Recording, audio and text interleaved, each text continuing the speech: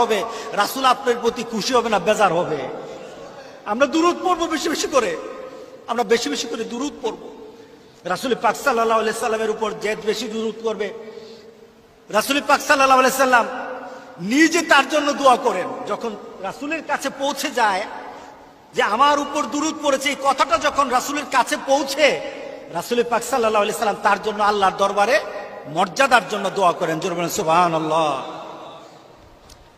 এরপর আরো কিছু দুনিয়াবি ফায়দা আছে, যেটা প্র্যাকটিক্যাল, যেটা আপনি প্র্যাকটিক্যালি পাবেন, যেটা আপনার সামনে চলে আসবে। সেটা কি?